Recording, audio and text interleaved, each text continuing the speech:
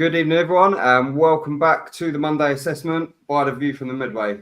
What a week we have had, ups and downs, and a lot to discuss, and hopefully soon to hear old news. So, talking about old, I would like to welcome Stu, Warren, and Matt this evening. How are we, gents? Hello, mate. How's the week been? All right? Well, Saturday wasn't so good, was it? Well, no, we will get onto that, mate. So, boys, we will just jump in straight to the new bit of segment we have, the Views News. So, this week's Views News is Glenn Morris, Player of the Month, Paul Scully out, Fans Forum, and the FA Cup draw, which happened a short while ago. So, we will start with Glenn Morris, boys, and Player of the Month. What are the views on that, Warren? I thought probably Armani Little deserved it ahead of Glenn Morris. Yeah. It's one of them things that people vote for. Yeah, he's kept the clean sheets. But is he a long-term solution? That remains to be seen. Yeah, Stu? Yeah, no, I think he's been all right. Obviously, that was a kiss of death getting that award after what comes Saturday. But what we've got, he's my preferred option. I agree with Warren. I don't think we've got a number one really long term at the moment.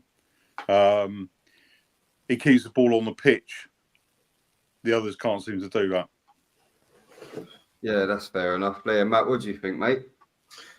I think it was well deserved by him. He's pulled off some very big saves, kept us in games. Some of the wins wouldn't have come without some of the big saves that he's made. And, look, we don't call him England's number one for no reason. But, yeah, obviously after Saturday, look, no offence to Lucas, but, he's not a number one goalkeeper for me. Tate, still growing up. Jake still away from injury. So we hope the injury that he picked up at the weekend isn't anything too serious. But I thought it was well deserved for the month of September. Yeah, I think it could have gone...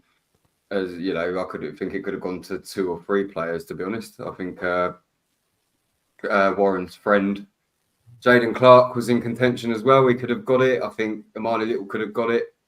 And Glenn. So, yeah, well played to Glenn. So we will move on to the big news of the week. Before the Fans Forum on Thursday, Paul Scully was voted out by the shareholders. Matthew, we will start with you on this one, mate. I think a lot of people are jubilant about this. What are your thoughts? It was time for him to go. Am I over the moon? No, I'm not as ecstatic as some of the people that seem to be. We all know a certain person who keeps posting on Facebook with the initials FP. Ecstatic that he's gone, but look, I think everyone forgets. Everyone always talks about the bad that Paul Scully does. That Paul Scully did. No one ever talks about the good. He saved our club in 1995. Okay, yeah, he may have bought the club for £1, but we were riddled in debt. When he sold the club to the Gallinsons, we were hardly in any kind of debt. Everyone moans, oh yeah, but he took this, he took that. But we could have been millions and millions of pounds in debt. We could have been as bad as in debt as Southend United are, who are playing currently in the National League. But I think it was only like $1 million or $2 million or something like that. It was a ridiculous amount that for a football league club for us to be in debt, that we were, that he's kept us in that situation. Now, look, he's come out, he said some bad stuff before. I can wipe that under the table because, look, he did give us, a good few years of championship football, which is the highest we've ever been. He, in my opinion, he should have gone on his own terms. He should have gone, maybe at the end of the season, just gone. He should have gone, look, thanks very much. I'm going to step away. Whatever's gone on behind the scenes, look, I don't care about, because whatever you may think of him, without Paul Scully, we would not have a football club to support. So thank you, Paul. Honestly, from the bottom of my heart, thank you for saving my club. But yeah, it's time to go on. Brad and Shannon are now in charge, and I'm fully behind them. Yeah, Stu? Yeah, mixed bag for me, I've got to say. Obviously, I was there at the start when he came in. met him on the first day he took over the club, actually. And yeah, Matt's right. He did do a lot of good. You know, you can't lose sight of the fact, you know, the Wembley trips, you know, the Arsenal's in the cup, you know, when Ruud Gullit was playing in a friendly within about a week of him taking over. But there's obviously a lot of massive own goals. I mean, he banned my mate Alan Liptrot for years. Ridiculous. He got involved in things which were nonsense, like changing the kit to playing white, all this sort of stuff. You had fans phone up C France as sponsors, you know, and I just know that this situation is not going to disappear quietly. Guarantee this will drag on and on. Yeah, I think so as well, Warren. I think they alluded to as much at the fans forum with the legality of the statement that they could provide us. But yeah, what are your thoughts on it, mate? I was just stole me thunder. This ain't going away. Paul Scally's not going to go away. I don't know why he's hanging on. His time has come to walk away. For me, yeah, there's a lot of stuff that he's done good for the club. He's rebuilt the ground from what was a complete shed, to be honest. The Rainham is great. You look at the facilities that we could have had. If he'd have had the money, he could have taken the club a lot further. He had some good ideas. But unfortunately, Paul being Paul, he upset too many people. And he made some really strange decisions. Like when he got rid of Gwen Pointer, the club secretary. Can anyone understand why that happened? Because it was a falling out. He had a falling out with Alan Liptrot. He had a falling out with nearly everybody. And you can't continue to run a business. Although he took 30 years for him to take or allow new owners to come in, he did really well. But I have some grave doubts. So Matt alluded to we was only 1 or 2 million in debt. What about the 13 million that got written off? Where is it? They say it got written off, but where is that 13 million pound debt? Because I know that my bank account chased me for £100 overdraft. So, yeah.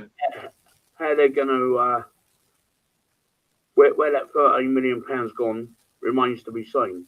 And the fact that he kept changing companies to own the ground, passing different ownership over.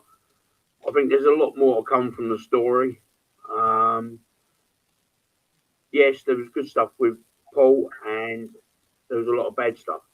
And yes, it is a mixed bag, and I don't think this story is going to go away. I'd like a bit more clarity on the reasons why, but as Brad alluded to at the fans forum, he had to read out a statement from solicitors because it was still going through legal stuff. But I can't see why he would hang on to something where the club's owners now obviously don't want him around. The fans, obviously, in the majority, don't want him around. We'd rather have Brad and Shannon running the club. And he's got his money from the club. Why doesn't he just go quietly? I don't understand it. I don't know why he's hanging on.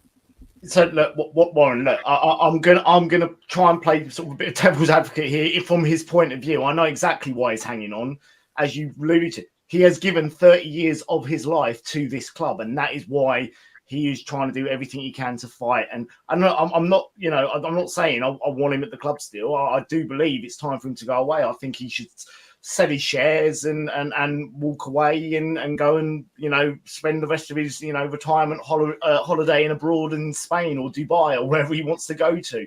But the only reason, you know, he is fighting is because he has given 30 years of his life to this club. And put yourself in his shoes. If you have given yourself 30 years to a something, you're not going to want to go away and walk away quietly into the night. You're going to want to fight. Now, that's the only reason I believe he's doing it, is because, you know, had he been here 5-10 years, yeah, then I can imagine it going. But it's 30 years of his life that he has done a lot for this club, and I just feel that that's the only reason he's fighting so hard, is because of the length of time that it has been. I want him to get rid of his shit, you know, let Brad and Shannon or sell the shares to another fan or whatever he wants to do. You know, get the shares gone, step away from Gillingham, enjoy your retirement. But I can understand that the reason why he's fighting so hard is because of the length of time he has spent at this club. But to be honest, Matt, last time I spoke with Paul was Barrow away last season on the train coming back, or on Lancaster train station coming back, and he looked really ill. And sat on the train on the way home. He wasn't the bullish Paul Scally that I knew. In fact, he looked more like the kit man rather than an ex-club chairman, to be honest. And I felt a little bit sorry for him because he looked like everything had been kicked out of him. What's going on behind the scenes, I think, remains to be seen. And I think that's the thing, yeah, that's the thing, Warren. I mean, there's not enough meat on the bones, is there? Because Scully's supposed to have done X, Y, Z, but we don't know what that is. Exactly, mate. And until the clarity comes out, right, I don't think you can either support or understand or whatever, because we don't know. And yeah, I agree with you. And you've got, you know, look. Oh. Matthew's gone. Yeah, he agrees with you. And look, yeah. Don't get me wrong. Paul Scally done a lot for Gillingham Football Club. He did a lot of good, but he did a lot of harm as well. He broke up the old social club, which was its own community, and that community was broken. The supporters. The supporters club was unbelievable. The situation there. You said the Gills Travel Club and the Gills Social Club coaches, right? There was a good friendly rivalry between the two, but they was communities within themselves, as well as being together when we all got out on the terraces. And he broke that up. There's a lot of things that he did wrong, as well as what he did right. So I just want the clarity before I make any real judgment on whether he should have gone or not. I'm going to sound like a broken record. I've said this many a time. Look, I'll always be thankful for what Paul Scally did for our club, but it's time for him to move on. Yeah, definitely. Right. I think it's very awkward one at the moment. Like Warren says, we haven't got the clarity on the information, and fair play, like Brad and Shannon, they can't give us that because, you know, legal proceedings and stuff like that. So for now, we just have to deal with what we've been given until they can, and I'm sure they will, because the way that Brad was speaking at the forum, he kind of felt a little bit annoyed that he couldn't give us any more information. So yeah, but anything else on Scally, gents, before we move on to the fans forum? No, I'm good. Goodbye. Yeah. Goodbye. Well, that didn't take too long. I thought that was going to be the whole show. So we will move on to the fans forum. Myself and Stu were in attendance that evening on Thursday, and I quite liked the fans forum this time around. I didn't necessarily. Some of the questions previously have been quite mundane questions, but I think the question sets were quite good this time around, Stu. Don't you, mate? Yeah. It was a good forum. Obviously, a lot of points were raised, different bits and pieces. I think there was someone mentioned about disabled access. Obviously, the fan zone came up. Brian Moore stand. Bradley Dacky. That was you. It was a decent evening, to be fair. Yeah. What do you think of it, Warren? I got bored by it, to be honest. Sorry, it's an honest opinion. I was bored by it. I've been to quite a lot of fans forums, and I found most of them boring. I was working. But after watching it, I'll probably watch 25 minutes of it, and then I turned off it. There was nothing really interesting coming out that nobody's said before. We all talk about the town end. We all talk about the injuries. We all talk about, I mean, the fan zone was something different, but at the end of the day, it was quite mundane stuff. Yeah, I think Stu wants to mention about that actually, about the fan zone. Yeah, like I see what you're saying, Warren, but I think in that environment, you got the Gallinsons there, you got the manager, Joe Comper. I think people sometimes are reluctant to press. You got kind of nice environment, and everyone's being, really extra nice, and no one's going to jump out and put, it's not hard talk on the BBC, is it?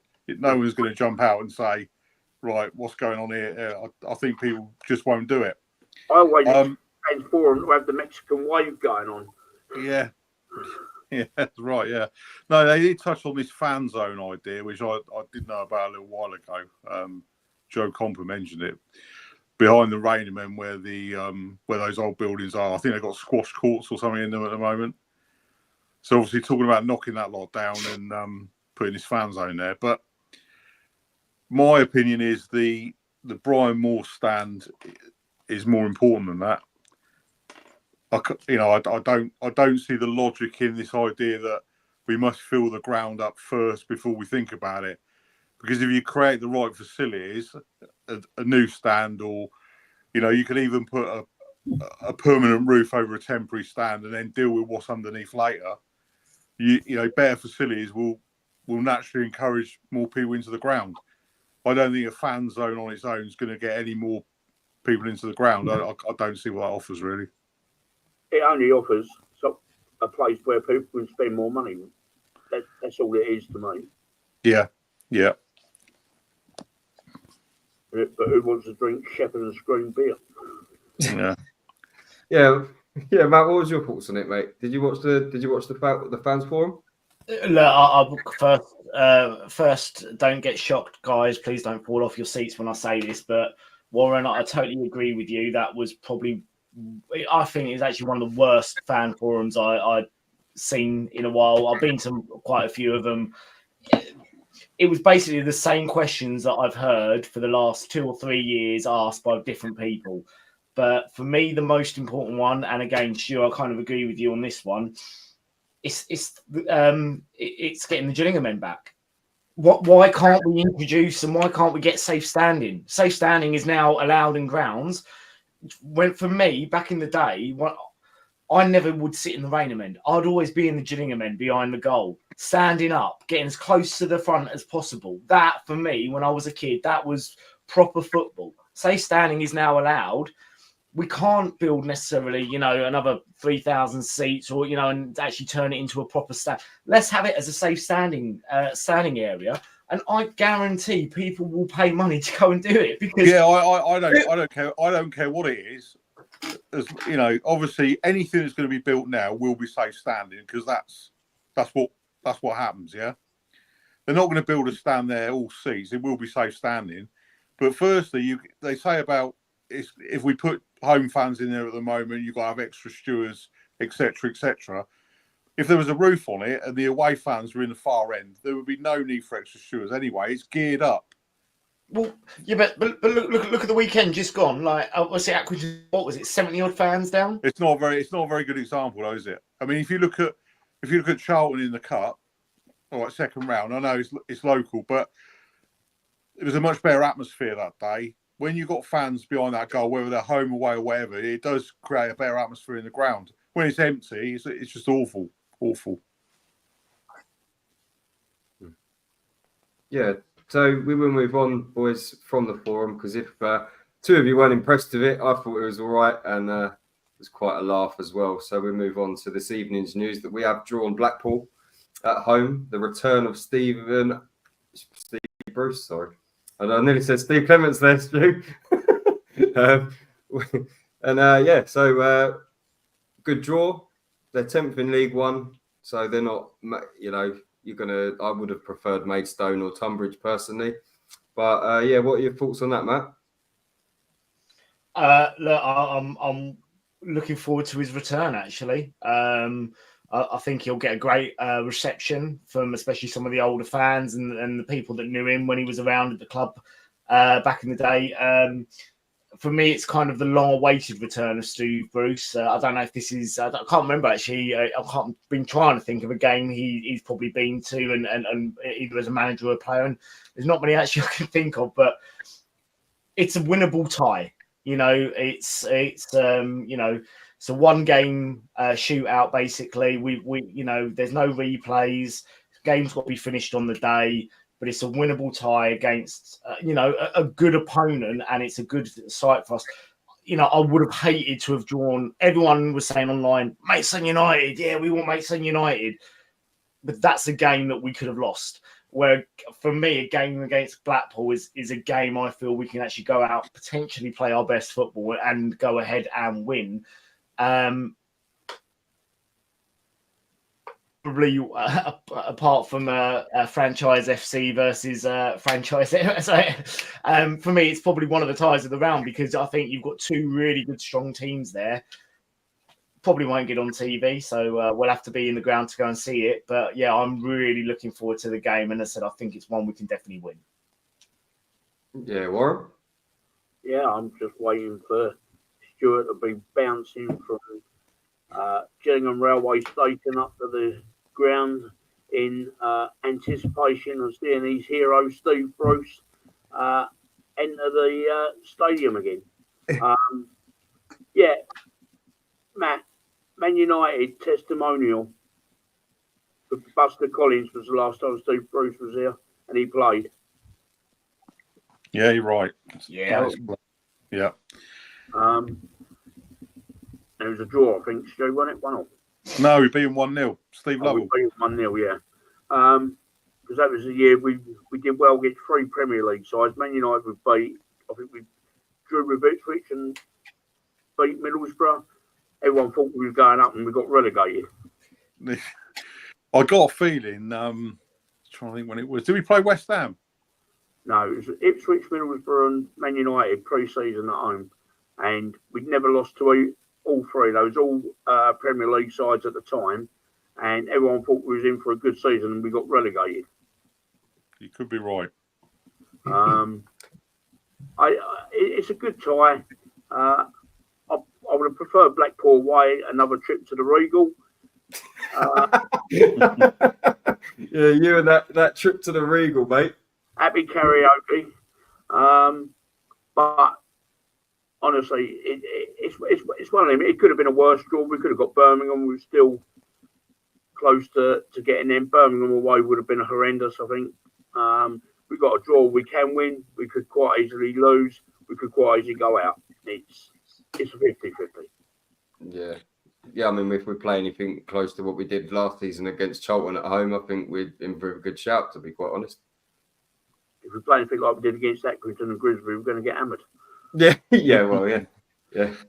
Yeah, no, great draw, really. Really looking forward to seeing Brucey back. Top manager, full promotions. I think I might have mentioned that before. I got a feeling Warren might be able to correct me, but he did come back as a manager, didn't he? Was it when he was at Birmingham? Might have done, yeah. Yeah. Yeah, he's from what I gather, he's doing okay at Blackpool. It's a winnable game, obviously at home. I just think that the fact that Bruce is coming back does just add a little bit of spice to it. But like I said earlier, Kris, it's been a very good first round draw. You got Bristol Rovers playing Weston-super-Mare, Northampton playing Kettering, and obviously the MK Dons and Wimbledon. It's pretty good. Good stuff, boys. Good stuff. So we will start getting into the action in a minute, but just before we do, just a nice little bit of respect to pay to Accrington Stanley before Saturday's game.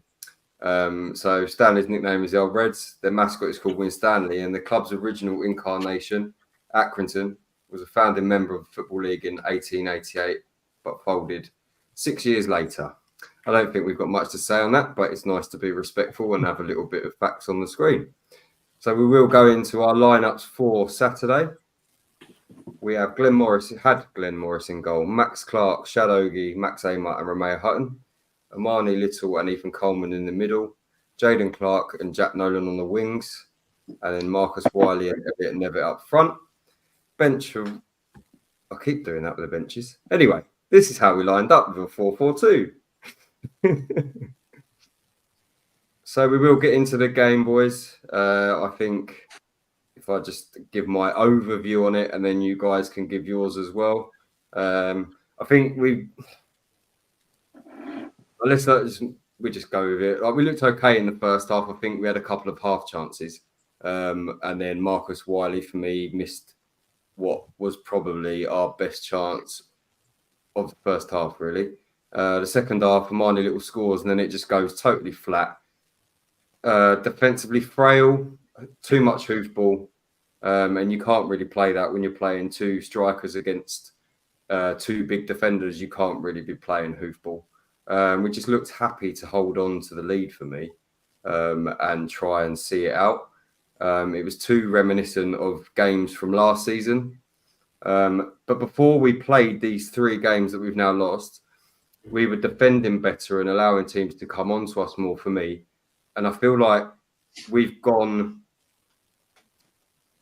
that teams are allowing us to have more of the ball, we're not able to break them down. And then they're doing to us what we were doing to teams like, well, look at Notts County, for example. And I also do not like, and I know this is going to be a shock horror because I'm a massive fan of Jaden Clark. I do not like inverted wingers. I don't think they're working in this team the way that Bonner wants to play, because it holds the play up too much. If you're breaking down that wing and then you're coming onto your stronger foot, you're then giving the defenders a couple of seconds to get back to then mark the players in the box. And I don't think it's a coincidence that we scored on Saturday when a right-footed player on the right-hand side crossed the ball. So I will see what you think, Stuart. What about the wingers? What about all of it? The whole game. Yeah, God. You know, what a disappointment. I mean, you know, Wiley, he should score. You know, I'm wondering whether the step up might be a bit much for him. Nothing really to get overly excited about in that first half. You know, we were okay. We weren't setting a world alight. Yeah. You go in at 0-0, you think, yes, tucking the rain men second half, you know, we get an early goal, we'll be fine. And I think that's the problem. We did get a goal quickly, and a very good goal it was. But the problem is then, I think the players started to believe their own publicity, i.e. we get ahead in the game and the job's done. You know, because we're ahead in the game, you know, we can take our foot off the gas now. You know, nice and easy. We probably had another one, 2-0, all go home, all smiles. But as we know, it didn't turn out like that. And to be fair to Accrington, they were disruptive. That was the problem. You know, they're falling over, rolling about, Dark taking arts. their time. You know, you could tell. You know, obviously they get. You know, when they get the goal, at that stage they're thinking, you know, we've got a point here. That's not bad. But then, you know, we just completely blow up. You know, unforgivable, really. And, you know, to walk out of that ground losing 2-1, really bad, that. Terrible. Yeah. I'm struggling with highlights there, mate. Struggling. To be fair, I think the minute they scored that goal, I sat in the rain and mend again this week, and the minute they scored, that was it. I was off. I was just like, I can't sit and watch the next 3 or 4 minutes of added time, knowing that we're going to lose. So I was gone. So yeah, Matt, what were your thoughts on the game? Do you, as an overview, really, mate, instead of us doing what we usually do with the minute by minute, what were your thoughts? I mean, in the first half, I think Glenn Morris kept us in the game. Obviously, his injuries, hopefully it's nothing too serious, and he's going to be back available for this weekend. But I was watching one of the other podcasts, the Jills in the Blood one, and they made a really valid point, and you know what, I really agree with this. Is if you were a neutral walking into that game on 75 minutes, and you were to say, you know, to that neutral, take a neutral in, sorry, and you say to that neutral, which one's fighting for the top of the league and which one's fighting at the bottom of the league, you would have probably said Accrington Stanley with a team fighting at the top of the league and Gills are struggling near the bottom. We went 1-0 up, and then we just reverted back to how we played last year. There was no fight, no desire, no drive to go forward and try and score. In fact, you pulled up a stat the other day, you know, 3 league games, 3 losses, 5 shots on target in those 3 games. This is a team that has got the likes of Jack Nolan, Elliot Devitt, you know, Amani Little, and we should be getting at least 5 shots on target every game, at least that. And yet, you know, we go 1-0 up, and it's all of a sudden, okay, let's pass the ball sideways, let's boot the ball high up long. There was no real drive, no real passion. It was kind of like the guys went, we're 1-0 up, job done, game over, and forgot there was still, another, you know, 35, 40 minutes left of the game to play. Something needs to change in that squad. Bonner alluded to it. It's either going to have to be, you know, players. If you're not here, if you're not ready to fight, they'll find you a club in January. You know, if you're not willing to fight to the end. I get the whole point of these players are League Two players for a reason, but there is some real quality in that Gillingham squad, and yet we're not showing it. So something needs to change. Is it too early to kick Mark Bonner out? Yeah, I think it is. They made the bold decision to get rid of Clements in the weekend, in the summer, and stick with Bonner. Bonner now has to be our manager, come what may, till the end of the season. Otherwise, no manager's going to want to come to Gillingham because there's only going to be a 6-month shelf life on managers. And who wants to be a manager for 6 months? So they're going to have to stick with Bonner, whatever happens. But they've put all their eggs in one. No, hang on. They've put all of their eggs in one basket by going, right, we are going to go with Bonner now. We're going to get rid of Clements. We're going to go with Bonner. We're going to fully back him. We've given him the tools. We've given him the players. Either he's not getting his ideas across to those players, or the players are still hung up on the managers of previous and are still reverting to type. Because I say, second we went 1-0 up, there was nothing from that squad. Players are always happy. You mentioned this earlier. Players are always happy to, you know, to lap up all the praise and that. They've got to take this criticism on board, because from our point of view, we're paying our hard-earned money each week to go and watch these players try and put on a performance. I would rather lose a game 4-3 with every single player giving their all than seeing what I saw at the weekend, because I'm sorry, that was not, for me, a Gillingham performance. A Gillingham performance for me is the likes of, you know, your Andy Hesson-Tylers, your AD Penix, the guys that fight and do not give up and will die for that club. I'm not seeing that from certain players in this group. Matt, you're saying that we're sticking with Bonner to the end of the season. We've got to. Are you still saying that if we're 12th, 13th, 15th? We've got to, because otherwise it's just a managerial merry-go-round at Gillingham Football Club. No manager is lasting more than 6 months.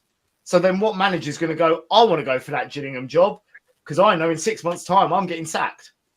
It's kind of a poison chalice, isn't it? If you start going down that route of hiring and firing managers, then it just becomes a poison chalice and no one's going to want the job.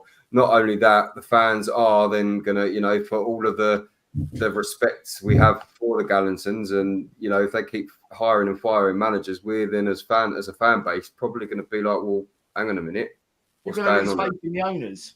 Yeah. But if you look at the squad, that squad now is the strongest squad probably since COVID.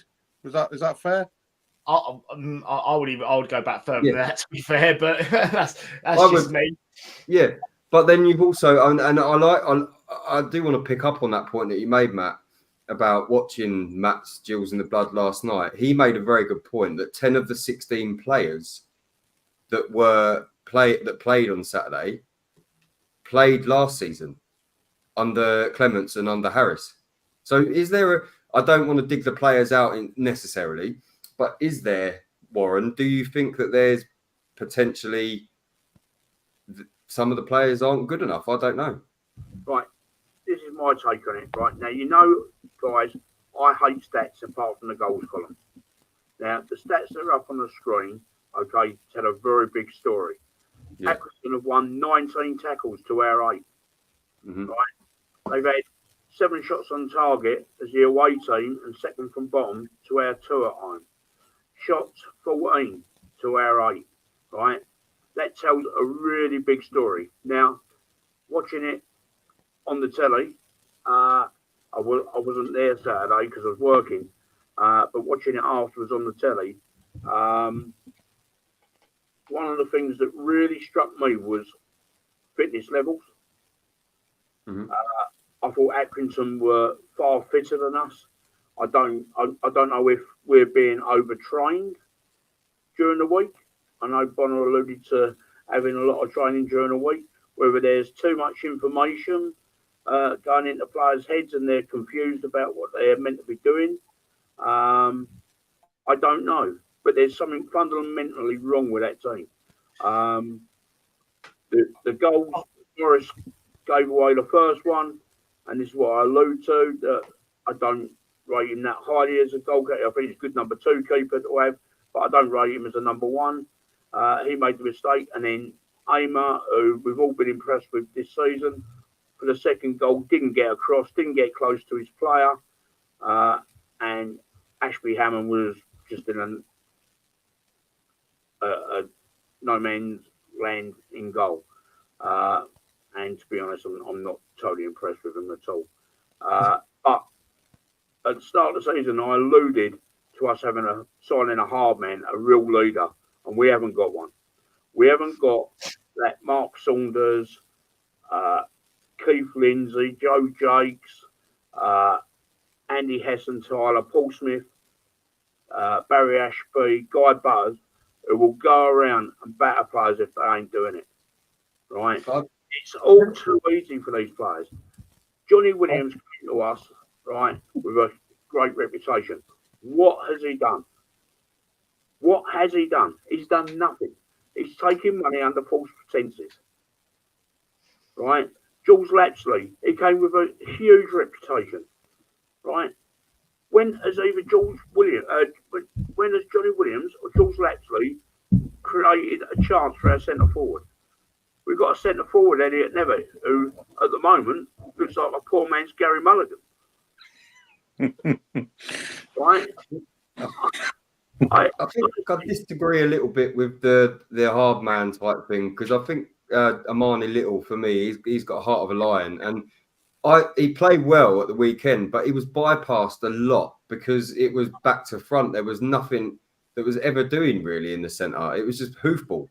But funny enough, actually, there, Kris, you've answered your own question by bringing up Amani Little, because just a minute ago you were saying that most of the team were playing under Clements last season, and there was no Amani Little in there, was there? No. So what you got to make sure is when you're making these comparisons, which people keep doing, I get slated left, right, and centre for keep bringing up Clements, but I don't actually bring him up. I just go ask questions about him. That's why he keeps coming up. But the long and short of it is you're not comparing like for like, because last season's side and squad is not at the level that this season should be. The question is, why isn't it at that level? And for me, you've got to look in the dugout. Bonner has played the same formation time and time again up until Saturday. We've been found out so easily. There's no plan B. Forget plan C. There's no plan B. I'll tell you what. Actually, have any of you guys seen the Kent Online article today? Because that really peed me off coming from your manager when he says, "What is it? The league is irrelevant at the moment, or no one cares at the moment." I'm sorry, but fans care about what position you are in the league. You're not there to service the players. You're there to service the 6,000, 7,000 fans that come and pay their money each week to watch the game. We care about the performances. We care about the results. We care about where we are in the league. So saying that no one cares is not right. So for me, I kind of feel that Bonner needs to get it in his head, right, that this squad of players, 99% of Gills fans will look at that and Stu, you're right, this is probably one of the best squads we've had. And I know we've got injuries, but even with those injuries, the players that come in and fill those gaps are still good enough. And to say that no one cares at this stage, and of course we care. We've had 3 poor performances on the bounce. Guys, if we have another 2, we're going to be down at mid-table. The thing is that there's all it is sound. I mean, on a Thursday, Bonner obviously does a presser. I can only put up with about 5 minutes of that because it just reminds me of being at school and being in English literature because it's just so wordy. It's Shakespearean, about finding ourselves, finding the best of ourselves and all this sort of nonsense. It's rubbish. It's pure sound bites. I don't want him to speak. All I want him to say is who's injured, what's wrong with them, how many more months is Andrews going to be out. Just want to know the facts. That's it. Guys. He overtalks it. He just overtalks it for me. Guys, when are we going to get away, right? Football fans in this country, not just Gillingham fans, not just us. Why are we still continuing to blame football managers, right? Yeah. These players, right, are getting paid a good wage by the Gallinsons and they're not producing, right? Mark Bonner can do everything on a training ground. He can do all the information. He can do absolutely everything right. But if those players step over that line on a Saturday and don't perform, and there was a lot that didn't perform Saturday, is that Mark Bonner's fault? Because he can't replace 11. Now, we've got to get away from this managerial blame. Now, I think there's something fundamentally wrong with Gillingham Football Club, and I think that's the recruitment department, right? I know with all the signings that we made during the summer, right, everyone has left them alone. But what are those signings? Elliot Nevitt, poor man's Gary Mulligan. Nolan is a poor man's Mahoney. Little is probably a good signing. And that's about it. We've got Andrews. He's played 1.5 games since he's been here in nearly a year. That's not good enough. Bradley Dack, why the hell have we signed him? Right? I alluded to this earlier when we started doing the shows. Bradley Dack would end up being a waste of money. Oh no, we got the return of the Messiah. No, he's injured. His knees are gone. His legs are gone. And if you're feeling a hamstring, right, that ain't 4 weeks out. I'm sorry. We've got to get away from blaming the manager and look at what our recruitment department's doing. And if we're going to blame the manager, then he has full say on recruitment. He has full say on what players comes in and goes out of the football club, and he gets on with it. Then we can start blaming the manager. But these players that we've got are on 3-4 grand a week, right? Whereas you look at Accrington's side, I bet none of them are on much more than 2,200 a week. They're probably highest paid players, probably on half of what we've got, and it's not right. There's something fundamentally wrong with the players. We need to start looking at players and what they're doing. The only people that came out of Saturday's game with any sort of credit was probably Hutton, Little, and Max Clark. Warren, can I ask you, in your opinion, is Bonner likely to get us promoted this season? I think it's more likely to get us promoted than what Clemens was. Right? Yeah. I've got no problems with Bonner. I think it's good to have a manager with a bit of personality. I've got no problem with how he speaks. He's got us a promotion, right? And I think he's got as much chance. But are the players that he's brought in during the summer, are they his players or are they recruitment team's players? Right? Because to me, well, we're told he has the final say. That's what we're told. Like we've signed players on stats from last season, all one season wonders, right, from last season, and they've come here, and do they look any better than what we've had recently? No. Elliot Nevitt, He's the nearly man. He nearly makes header. He nearly makes a pass. He nearly gets on the end of things, right? It's just nearly all the time. And you can go, Ethan Coleman on Saturday, I watched him, right? He looks a yard off the pace, right? Last year, he would make tackles, he would win headers and whatever. Saturday, it was very tentative in the tackles.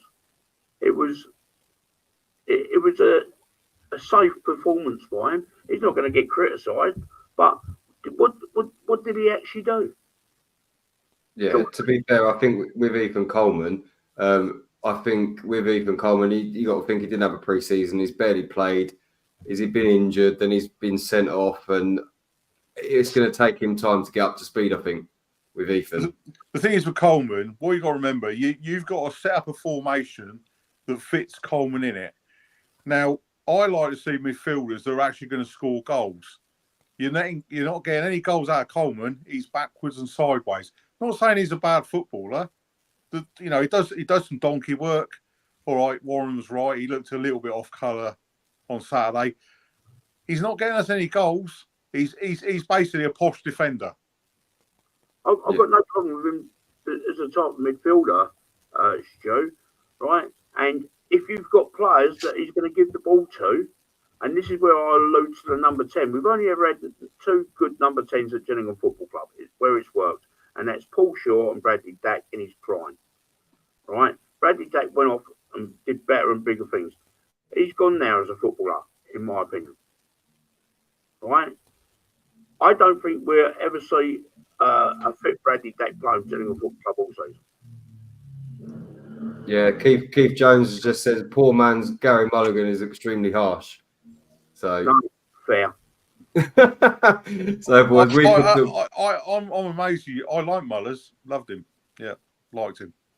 So with that, we will hear from the manager himself post game yesterday. We were meant to get the pre-game ones, but we weren't able to attain them. So angry or frustrated as you could imagine we would be losing late, but probably the team that was going to win it was them. We gave them too many chances second half. Way too easy to create a chance against. The second goal's a disgrace from us. It's a disgrace. It's a free kick deep in the pitch, and we don't head it. And then we're so easy to work through. And if you look back at the earliest part of the season where we were so hard to create a chance against, now we're giving up goals that are Grimsby ran all the way through the middle of the pitch, Crewe ran all the way through us, soft, too easy to break, too open in the games. And I think he's right. Everything he says there for me is on point, really. He also did the interview with BBC Radio Kent, I believe, afterwards, and it was just like basically like change or we change you. And it was, I mean, Stu, I know you think it's sound bites and stuff, but for me, I just think he's brilliant, personally. Really? Yeah. You think he's brilliant? I think he's brilliant. The way he speaks, in what respect? The way he talks, the way he gives an interview, or the way he speaks and the way he talks. Okay, yes, we've had a few bad results. The problem is though, talking really good. I mean, Oprah Winfrey, she talks good. She wouldn't be any good in the dugout, would she? No, but I think that all those sound bites count for nothing. What happens in the 90 minutes. Of course, and we have been terrible in the last 3 games in that 90 minutes. I think that we're very early on in the season to be calling for a manager to be sacked, because 2 weeks ago, he was God's gift to everyone. Not to everyone. If you look at, and I think that's the problem. What's happened is we've looked at some of the early results. I mean, Carlisle, we beat 4-1. It was a great win, but it was very, very glossy. I mean, 2 of those goals were Carlisle were foolish. That was more like a 2-1. If you look at the Morecambe game, we won there. Now, for 80 minutes, that was in the balance. Could have gone either way. Fleetwood, the draw, got out of jail time and time again. A lot of these results have been a little bit on the glossy side, and I think it's led some of the more naive supporters to be learning to a full sense of security, in all honesty. At no point, I think probably Barrow at home, probably Tranmere, the 2 games where I've thought, these have been easy wins. But the others, I mean, Notts County, it was a great result to dig out, but we were under the cosh, as we all know. There's been no stroll in the parks, really, probably apart from Barrow and Tranmere. So anyone who's looking at those early games and thinking, you know what, we're going to walk this division, they're living in cloud cuckoo land. Not true. Look, for me, and the way I always see it, especially with any football team, is the manager is the guy that puts the players out on the pitch. For the last 3 games, we have been pretty poor, and yet, I mean, he didn't play 4-4-2 at the weekend. He played 4-2-3-1 again with Marcus Wiley playing in that kind of number 10 little role, a little bit behind Jack Nolan. 3 games in a row, it's not worked. It needs to change as far as I'm concerned. And to quote Mike Bassett, I do believe we need to go back to playing 4-4-2 because for me, Jack Nolan up top on his own isn't working. Sorry, Elliot Levitt up top on his own isn't working. Jack Nolan, for me, again, playing out on the right. Last year for Accrington Stanley, he was excellent playing out on the right-hand side. But let's get him on his left foot because, Kris, you made a great point. That little extra second where he's knocking the ball back to try and whip the ball in with his left foot isn't working. So let's get him out on the left. Let's get Jaden Clark out on the right or however you want to do it. But let's go back to 4-4-2, even if you want to play with 4-4-2 with either Armani or Ethan Coleman as like the holding defender.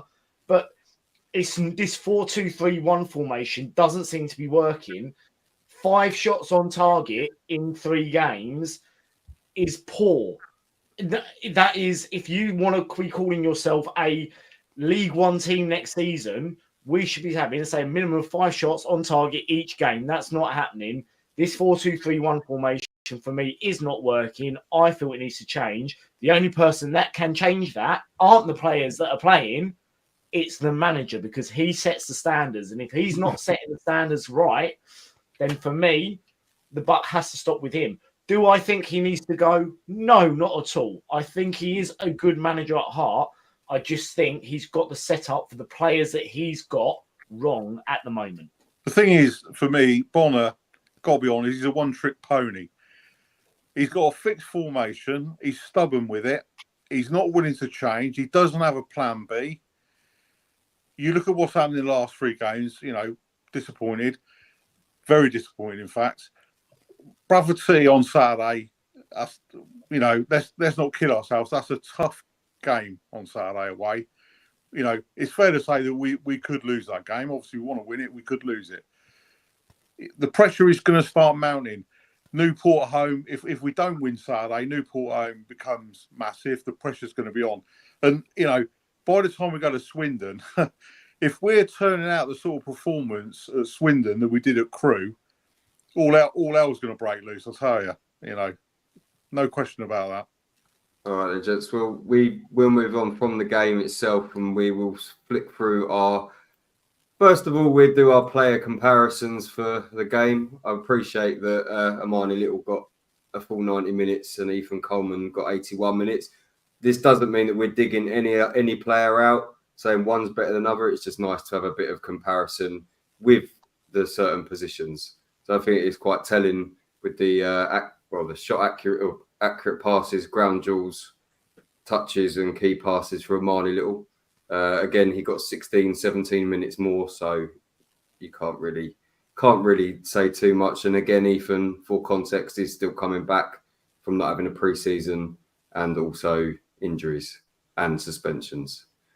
So we will move just quickly, lads, to your man of the matches. So all 3 of you have gone for Mayo Hutton. So just in a couple of words, starting with yourself, Warren. Yeah, apart from the goal where I think he could have done better in getting around the back of Max to help snuff it out or get across, I thought he was solid. I think his defensive work this year has come on leaps and bounds. I think when Nolan went off, it allowed him a lot more room to get down the wings. He provided the ball in that led to the goal. It was him that crossed the ball which led to Little's goal. He didn't do a lot wrong, to be honest. I would still maybe try him as an inverted fullback, push him into midfield because his passing range is pretty good. But I think he just shaded it over Amani because I thought Amani made a few errors in midfield where we lost the ball, and that's why he got my man of the match. Yeah, Stu. Yeah, I think with Romeo, you look at him, he looks like an intelligent footballer. He looks like he knows what he's doing. He was good on Saturday. He wasn't great. You know, we've seen him better than that, but in all honesty, we were starting to struggle when we were talking about man of the match. So he gets the nod. Not a fantastic performance, but a solid performance. Probably one of the better signings we've made, certainly in recent years. Yeah, I do really like him, actually. Yeah, no, definitely. Matt? Well, yeah, I mean, for me, it was a toss-up between two players. It was either going to be Hutton or Glenn Morris. I mean, Morris made a couple of really big saves in the first half, a couple of big saves in the second half. I'm not going to say he was at fault for the goal, but maybe, yeah, you know, in hindsight, he should have just booted the ball down the line. But for me, I don't think Hutton actually put a foot wrong pretty much in the entire game. Yeah, I kind of agree with you on the goal, but again, that's one of those things that you can always say in hindsight, he should have done that. But apart from that, I thought his crosses were excellent. He really did try and get down the wings as much as possible to get the ball and whip it in. Always looked like a threat when he did. So for me, you know, yeah, Hutton was definitely man of the match, probably followed closely by the injured Glenn Morris.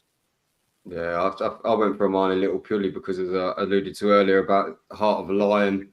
He was literally, he was shouting at players. He was trying to get things done. And that goal was just an absolute scream of, I think I'd literally just come out of the tunnel to go and sit back down again when it went in. And yeah, it was brilliant goal. Well taken. And he's just very consistent for us. So yeah, for me, that's the reason I've gone for Amani Little. So our Saturday's attendance, 6,551. 71 away fans, and a total is 6,622. So we just move on to the last two bits of this, gents, because we are appreciate we're running a little bit of time. So we will continue with our coming up interview with Steve Lovell on the 20th of October at 8 o'clock. Still waiting for Vince Bartram to confirm. So if you do watch this, Vince, we can get a date penciled in, mate. That would be absolutely fantastic. And then the Christmas special will be with Mark Halsey on Tuesday, the 17th of December at 8 o'clock. So we will look forward to next week away at Bradford at the University of Bradford Stadium. Recent form for them is drawn 1-1. And of course, for us, 1-1, lost. So for me, boys, this is a massive game. I mean, we talk about the game after, but for me, we really need to see a response from the team from this game, don't you think, Stu? Yeah, massive. It's a tough one. They've obviously in decent form now. I mean, Cook looks like he's scoring for fun again. It was a massive threat. If we can get a draw there, I'll be delighted on our current form. Yeah, Warren? Yeah, I'm glad I'm away, to be honest. I think I'll avoid it until I come back Sunday and watch it when I get back. And I don't hold that much hope. On Saturday, on the last three games, I don't hold that much hope. Yeah, Matt? Look, it's not. I'm not going to say it's a must-win, but it's a must show a performance game. Bradford, look, you know, they're going to have probably 16, 17,000 people in the stadium. We need to go there and put performance. If we come away and we've lost 4-3, but we've given one hell of a performance, I'll forgive them. Because at least we've shown some fight, some heart, desire. We've played for this thing on our chests. That's for me is what I want to see from this weekend. it's not a must win, but it is a definite, must give a performance. Yeah, it can't. I don't think it can be a repeat of last season's fixture at their ground when we lost. We had quite a few good chances in the first half, especially, but then we capitulated, and wasn't great. I think Jake Turner was at fault that day with one of their goals. So I think it's must win, must not lose more. But yeah, so we can only hope, boys, and we will be back next Monday too. So if you are still watching, then please follow the Facebook group, The View from the Medway, at TVFTM on X, and on YouTube, The View from the Medway. I've been Kris, he's been Matt, he's been Stu, he's been Warren. Good night.